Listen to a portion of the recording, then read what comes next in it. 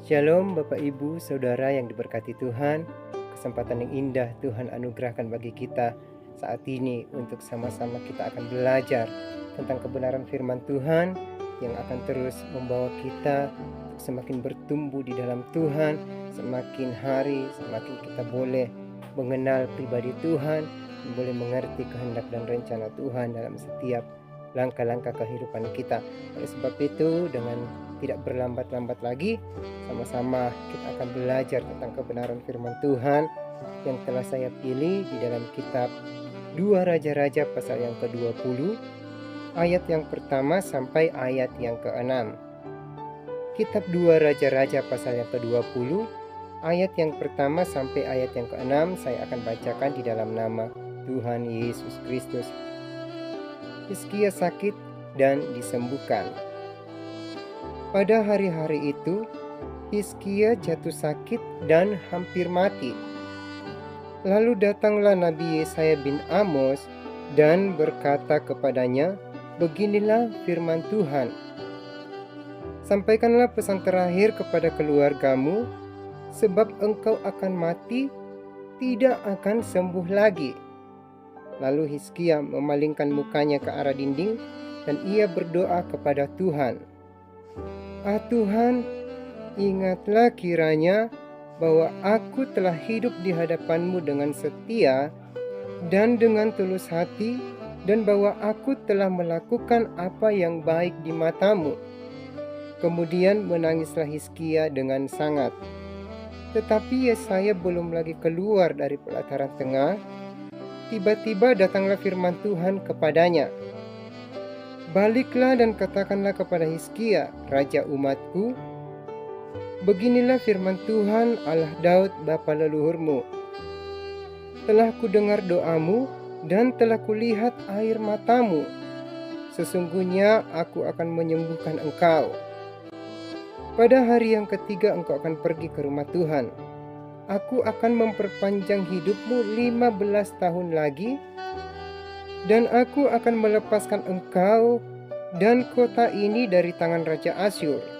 Aku akan memagari kota ini oleh karena aku dan oleh karena Daud hambaku." Puji Tuhan, sejauh pembacaan kita saat ini kita akan belajar bagaimana seorang raja yang bernama Hizkia pada saat itu mengalami suatu tekanan yang berat karena dikatakan bahwa dia sedang sakit dan tidak dapat disembuhkan lagi. Begitu dikatakan firman Tuhan. Dan oleh sebab itu kita akan belajar bersama-sama. Saya memberi satu tema atau satu judul dari pembacaan kita saat ini, yaitu tidak pasrah dan menyerah, tetapi berserah. Tidak pasrah dan menyerah, tetapi berserah. Puji Tuhan, di ayat-ayat yang telah kita baca saat ini kita akan merenungkan bagaimana pertolongan Tuhan terjadi kepada seorang raja Yehuda pada waktu itu, yaitu Raja Hizkia. Dikatakan di ayat yang pertama, pada hari-hari itu Hizkia jatuh sakit dan hampir mati. Artinya bahwa Hizkia sedang berada di dalam tekanan yang berat, berada di dalam satu kondisi yang tidak membuat dia untuk bisa berharap lagi kepada Tuhan. Ya kan, ketika kita berada dalam tekanan yang berat, pikiran kita terkadang sudah mulai putus asa, sudah mulai rendah diri lagi, sudah kehilangan pengharapan. Tetapi pada waktu itu ketika dia mendengar bahwa ada seorang nabi Tuhan, yaitu Nabi Yesaya, dan Yesaya ini adalah seorang nabi yang dipakai oleh Tuhan pada zaman Hizkia pada waktu itu.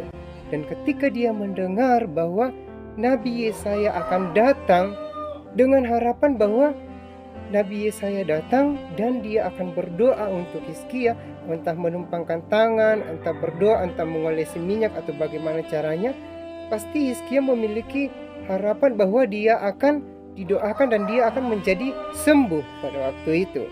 Tetapi justru apa yang terjadi, Bapak Ibu Saudara yang diberkati oleh Tuhan, yaitu justru Yesaya datang membawa vonis bagi Hizkia. Dikatakan bahwa dan berkata kepadanya, beginilah firman Tuhan, sampaikanlah pesan terakhir kepada keluargamu, sebab engkau akan mati, tidak akan sembuh lagi. Ternyata apa yang difikirkan oleh Hizkia, apa yang menjadi ekspektasi oleh Hizkia bahwa Nabi Tuhan akan datang berdoa untuk saya dan meminta kesembuhan bagi saya, ternyata justru datang membawa vonis. Dikatakan bahwa dia tidak akan sembuh lagi dan dia akan mati, dan lebih parahnya lagi disampaikan bahwa sampaikan pesan-pesan terakhir bagi keluargamu. Dan ini yang menjadi beban lagi di dalam kehidupan seorang raja yang bernama Hizkia. Sudah sakit, sudah masalah yang dihadapi pada waktu itu, yaitu dia akan diserang oleh Raja Asyur. Kemudian ditambah lagi bahwa dia tidak akan sembuh, dia akan mati. Dan bagaimana tekanan batin yang dialami oleh Hizkia pada masa itu. Tetapi apakah dia pasrah? Apakah dia menyerah? Saya mau katakan tidak. Tetapi apa yang dilakukan oleh Hizkia pada waktu itu? Di ayat yang selanjutnya di sini dikatakan bahwa lalu Hizkia memalingkan mukanya ke arah dinding dan ia berdoa kepada Tuhan. Di tengah situasi kondisi yang dialami oleh Hizkia pada waktu itu, kita bisa bayangkan bagaimana suasana atau keadaan istana pada waktu itu. Dan di situ pasti ada keluarga Hizkia, entah istrinya kah, anaknya kah, rekan-rekannya kah yang datang menjenguk Hizkia pada waktu itu. Ditambah lagi Nabi Yesaya yang juga bisa membawa bujangnya kah, atau teman-teman yang lain. Jadi kita bisa membayangkan bahwa keadaan istana pada waktu itu sedang berada di dalam suasana yang berduka. Banyak orang yang entah sudah menangisi Hizkia, apalagi keluarganya pasti sudah terseduh-seduh bagaimana dia mengekspresikan suasana hatinya pada waktu itu. Tetapi ketika Hizkia berdoa kepada Tuhan, dia tidak memalingkan pandangannya kepada orang-orang yang ada di sekelilingnya. Dia tidak terbawa oleh situasi yang terjadi pada saat itu. Ketika dia mendengar vonis dari Nabi Yesaya pada waktu itu, dikatakan bahwa dia tidak akan sembuh lagi, pastinya bahwa semua keluarganya pasti menangis, pasti meratap dan berduka. Tetapi apa yang dilakukan oleh Hizkia, justru dia tidak mengalihkan pandangannya kepada keluarganya, kepada orang-orang yang ada pada waktu itu, karena pasti mengingat mereka sudah berduka. Tetapi dikatakan Alkitab bahwa lalu Hizkia memalingkan mukanya ke arah dinding dan dia berdoa kepada Tuhan. Artinya bahwa dia memalingkan mukanya ke dinding, dia tidak mau terganggu dengan bisingan atau ratapan duka cita yang dialami oleh keluarganya pada saat itu, tetapi justru dia mau fokus kepada Tuhan ke arah dinding. Dia hanya mau berdua dengan Tuhan, dan di situ dia menyampaikan apa yang menjadi isi hatinya kepada Tuhan. Dia tidak terbawa kondisi atau situasi yang terjadi pada masa itu, di mana orang-orang sudah mulai menangis, sudah mulai berduka, meratap. Tetapi dikatakan Alkitab bahwa justru Hizkia beralih ke dinding dan berdoa kepada Tuhan. Artinya bahwa dia mau fokus hanya berdua dengan Tuhan, tidak mau diganggu oleh keadaan yang terjadi di sekelilingnya. Dan ayat yang selanjutnya dikatakan di ayat yang ketiga, Tuhan, ingatlah kiranya bahwa aku telah hidup di hadapan-Mu dengan setia dan dengan tulus hati, dan bahwa aku telah melakukan apa yang baik di mata-Mu. Di dalam doa Hizkia, dia tidak menuntut bahwa Tuhan pokoknya sembuhkan saya Tuhan, pokoknya saya mau sembuh Tuhan. Tetapi justru apa yang dia katakan kepada Tuhan, justru dia berkata bahwa Tuhan, saya sudah hidup setia dengan tulus hati di hadapan-Mu dan melakukan apa yang baik di mata-Mu. Hizkia tidak menuntut banyak kepada Tuhan, justru dia hanya mengekspresikan bahwa Tuhan, apakah Engkau dapati ada yang salah di kehidupan saya yang telah saya lakukan? Kalau memang ada yang salah, saya mohon dikoreksi atau saya mohon diampuni oleh Tuhan. Itu yang menjadi isi doa dari seorang Raja Hizkia pada waktu itu. Dia berkata, Tuhan, ingatlah kiranya aku telah hidup di hadapan-Mu dengan setia dan dengan tulus hati dan melakukan apa yang baik di mata Tuhan. Di tengah situasi kondisi yang dia alami pada waktu itu, dia tidak menuntut banyak kepada Tuhan, tetapi justru dia terbuka dan berserah kepada Tuhan pada masa itu. Dan oleh sebab itu saya mau katakan bahwa orang yang tulus hati, orang yang setia, orang yang melakukan apa yang baik di mata Tuhan, ada waktunya nanti di saat kita tidak berdaya lagi, di situ tangan Tuhan bekerja bagi kehidupan kita, dan di situ kuasa Tuhan dinyatakan bagi setiap kita yang telah setia, yang telah tulus hati dan melakukan apa yang baik di mata Tuhan. Meskipun pada masa itu mungkin Hizkia tidak dilihat oleh orang-orang yang ada di sekelilingnya ketika dia tulus hati, entah memerintahkah, entah dia beribadahkah kepada Tuhan dengan setia dan melakukan apa yang baik di mata Tuhan. Meskipun orang-orang di sekeliling mungkin tidak melihat apa yang Hizkia lakukan, tetapi Hizkia dengan tekun melakukan apa yang menjadi kehendak Tuhan di dalam kehidupannya. Dan yang saya mau katakan bahwa terkadang ketika kita mau seperti Hizkia, ketika kita mau setia, tulus hati dan melakukan apa yang baik di mata Tuhan, itu tidak mudah. Tetapi justru banyak tantangan yang harus kita alami, yang harus kita hadapi. Terkadang bukan dari orang dari luar, tetapi justru dari dalam sendiri. Ketika kita mau mengambil satu komitmen untuk setia kepada Tuhan, pasti ada saja tantangan, rintangan, pergumulan yang harus kita hadapi.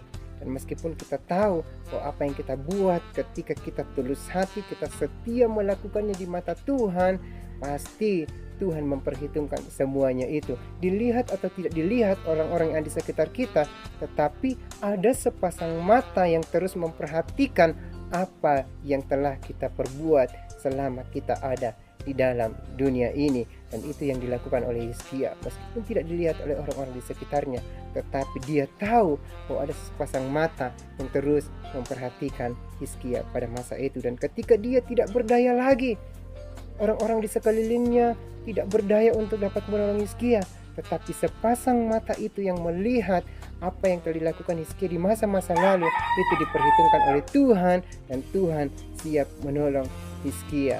Dan itu yang akan kita alami Bapak Ibu Saudara, ketika kita tulus hati, ketika kita setia, dan ketika kita hidup melakukan apa yang benar di mata Tuhan. Itu janji Tuhan bagi kita. Di ayat yang selanjutnya dikatakan bahwa tetapi Yesaya belum lagi keluar dari pelataran tengah, tiba-tiba datanglah firman Tuhan kepadanya, baliklah dan katakanlah kepada Hizkia raja umatku, beginilah firman Tuhan Allah Daud bapa leluhurmu, telah kudengar doamu dan telah kulihat air matamu. Sesungguhnya aku akan menyembuhkan engkau. Pada hari yang ketiga engkau akan pergi ke rumah Tuhan. Wow, puji Tuhan. Di sini ada sebuah mujizat yang dialami oleh Raja Hizkia pada waktu itu. Dikatakan bahwa seorang yang hampir mati, seorang yang sekarat, seorang yang dalam tekanan yang berat, tetapi dalam hitungan hari saja, 3 hari ke depan, dia akan pergi ke rumah Tuhan untuk beribadah, berbakti kepada Tuhan. Sedangkan kita tahu seorang yang jika berada dalam tekanan penyakit yang berat, sekarat, itu membutuhkan waktu yang lama untuk bisa pulih kembali, apalagi untuk bisa berjalan, apalagi untuk bisa pergi beribadah. Itu membutuhkan waktu yang lama, paling tidak seminggu, 2 minggu, atau bahkan sampai sebulan. Tetapi di sini dikatakan hanya membutuhkan 3 hari. Artinya bahwa ketika Tuhan yang menjanjikan sesuatu kepada kita, Tuhan tidak terikat dengan waktu, Tuhan tidak terikat dengan kondisi, tetapi ketika Tuhan berjanji bagi kita, Tuhan akan menggenapinya seperti apa yang telah dijanjikan Tuhan di dalam kehidupan kita. Karena kuasa Tuhan tidak terbatas oleh ruang, waktu, keadaan yang ada di sekeliling kita. Tetapi kuasa Tuhan, ketika Tuhan bekerja, tidak ada satu kuasa yang dapat menghalangi Tuhan bekerja. Oleh sebab itu, kita percaya dan berharap kepada Tuhan. Ketika Tuhan yang sudah berjanji, Tuhan pasti menggenapi di dalam kehidupan kita. Dan yang menjadi poin bagi kita untuk sama-sama kita mudah mengingat firman Tuhan yang telah saya sampaikan, yang saya telah catatkan di sini ada 3 poin. Yang pertama yaitu orang yang tidak mudah pasrah dan menyerah adalah orang yang bergantung sepenuhnya kepada Tuhan. Itu yang dilakukan oleh Raja Hizkia. Dia tidak terbawa oleh situasi kondisi yang terjadi di sekelilingnya, tetapi dia bergantung sepenuhnya kepada Tuhan. Dia tahu bahwa dia hidup oleh karena anugerah Tuhan, dan sekalipun ketika dia mati di dalam Tuhan. Artinya bahwa seluruh kehidupan, bahkan sampai mati pun, kita berada di dalam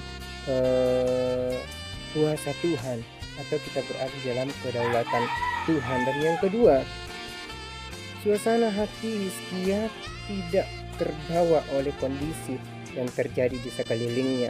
Artinya bahwa ketika Hizkia mendengar bisingan di sekelilingnya, tangisan, ratapan, tetapi dia justru fokus kepada Tuhan, memalingkan mukanya ke arah dinding, karena dia tahu bahwa pertolongan hanya datang daripada Tuhan. Ketika dia berdoa, ketika dia menangis di hadapan Tuhan, Tuhan melihat dan memperhitungkan setiap tetesan air mata.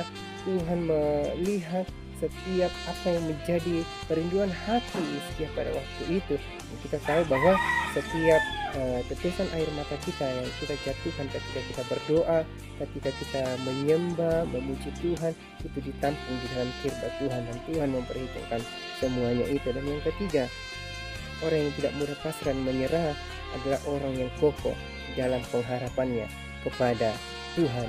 Meskipun Hizkia pada waktu itu sudah berada di ujung tanduk di dalam keadaan yang kritis, tetapi Hizkia tidak kehilangan pengharapan di dalam Tuhan. Justru dia memiliki pengharapan yang teguh, kuat kepada Tuhan, dan dia masih menyempatkan diri untuk berdoa kepada Tuhan, sedangkan dia sudah dikatakan sudah divonis dan hampir mati dan akan mati pada saat itu. Dan kesimpulannya yaitu, mungkin saat ini kita diperhadapkan kepada suatu masalah, suatu pergumulan, tantangan yang mungkin berat bagi kita, seolah-olah kita sudah merasa tidak berdaya lagi, tidak mampu lagi. Apa yang harus kita lakukan, apa yang harus kita katakan, bahkan apa yang harus kita perbuat di dalam kita menghadapi tantangan yang sementara kita alami saat sekarang ini. Tetapi melalui firman Tuhan yang telah kita baca, dengarkan, renungkan bersama, itu akan menjadi motivasi bagi kita, bahwa jika Tuhan sudah menolong Raja Hizkia, Tuhan yang sama yang akan terus menolong kehidupan kita ketika kita memiliki sikap yang terus bergantung kepada Tuhan, tidak terbawa kondisi yang ada di sekeliling kita, tetapi justru kita memandang kepada Tuhan. Dan ketika kita memiliki pengharapan yang kokoh, teguh di dalam Tuhan, sebab ketika Tuhan berjanji, Tuhan tidak akan lalai dan Tuhan tidak akan pernah lupa akan janjinya. Apapun yang kita alami hadapi saat sekarang ini, saya mau katakan bahwa pertolongan Tuhan tepat pada waktunya terjadi di dalam kehidupan kita. Puji Tuhan, Tuhan memberkati kita, Tuhan memberkati firman-Nya, dan saya mau katakan bahwa biarlah Tuhan terus bekerja di dalam kehidupan kita. Terima kasih, Tuhan Yesus memberkati kita semua. Amin.